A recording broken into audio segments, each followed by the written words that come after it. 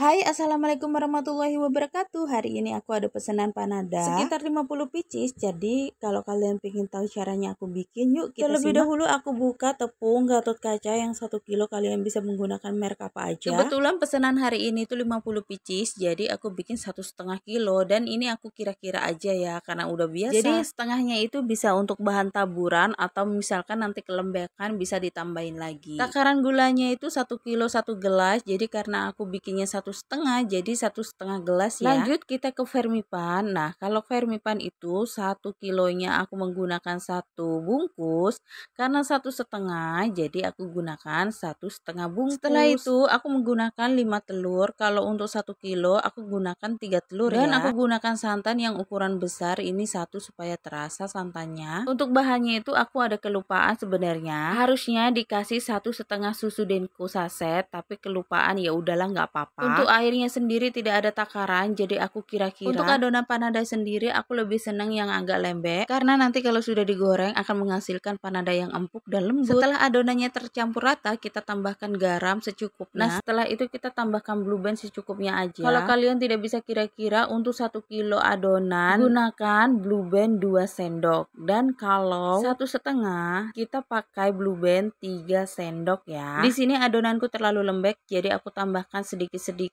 tepung sampai kelembapan adonan yang aku mau. Setelah itu jangan lupa ditutup. Kita istirahatkan adonan sampai benar-benar ngembang 2 kali. Lanjut kita bikin isiannya. Di sini aku sudah menghaluskan bumbu-bumbu halusnya. Kita tumis sampai benar-benar harum. Jika sudah harum, kita langsung sesening aja. Pas lagi nyari-nyari masako, dan ternyata aku nemuin banyak sekali masako. Karena di sini itu yang masak aku dengan mama. Jadi biasanya itu kalau setengah-setengah ini ulahnya mama, karena mama itu nggak selalu dihabiskan, selalu nyisa-nyisa. Jadi kita periksa dulu ya supaya tidak mubazir. Kita gunakan yang memang benar-benar bisa digunakan. Setelah itu kita tambahkan gula, garam, dan micin. Garamnya dikira-kira ya. Lalu kita masukkan ikan yang sudah kita rebus. Kalian juga bisa menggunakan ikan asar. Karena cincanganku ini kurang lembut, jadi aku cacah-cacah seperti ini di wajan supaya teksturnya agak lembut gitu ya. Jangan lupa tambahkan daun salam. Lalu kita tambahkan air sedikit. Setelah itu kita masukkan pepaya. Di sini aku beli aja di pasar, jadi parutannya seperti ini. Nanti gampang ya, kita cacah-cacah lagi di atas wajan. Setelah itu kita tambahkan persausan, ada saus tiram, saus sambal, dan tambahkan juga kecap manis secukupnya. Di sini terlalu sedikit ya kecap manisku karena sudah habis. Oke, di sini isiannya sudah selesai, tinggal nunggu kadar airnya berkurang aja. Kita lanjut ke adonan tepung. Bisa dilihat adonanku itu benar-benar lembek dan sampai lengket-lengket. Ditutup pancinya, kita bersihkan dulu ya. Jika sudah,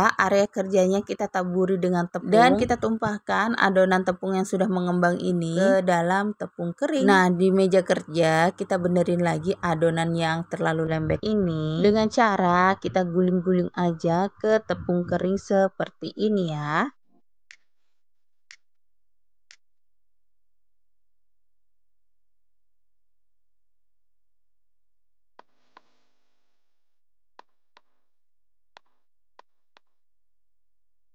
Nah, seperti ini adonannya sudah bisa dibentuk. Di sini aku bagi adonan sekitar 35 graman gitu. Setelah kita bagi, jangan lupa kita rounding dulu. Nah, aku roundingnya seperti ini sampai benar-benar permukaannya itu halus. Lakukan sampai habis. Di sini aku sudah lanjut untuk pengisian dan pembentukannya. Mohon maaf kalau video pas pembentukannya ini agak terlalu kabur karena di sini aku gunakan HP yang satunya. Kebetulan HP ku tuh pas mati. Jadi semoga saja yang nonton mengerti ya. Jika dirasa tangan itu lengket, kita bisa pegang tepung seperti ini. Untuk isiannya sendiri berapa banyaknya kalian yang tentukan. Jadi kita cukup lipat aja seperti ini. Nanti ketika goreng kita baru lilit ya. Lakukan sampai bahan benar-benar habis. Lanjut kita goreng. Kita ambil adonannya. Setelah itu kita langsung lilit-lilit dan masukkan ke yang minyak sudah hangat-hangat kuku. Kondisikan apinya jangan terlalu kecil, juga jangan terlalu besar supaya si panada yang di dalamnya itu matang sempurna. Jangan lupa dibolak-balik supaya tidak gosong. Goreng sampai kuning kecoklatan seperti itu atau seperti yang kalian mau. Jika sudah, kalian bisa angkat dan langsung tiriskan. Dan ini hasilnya. Selamat mencoba. Jangan lupa share and comment. See you next video. Bye bye.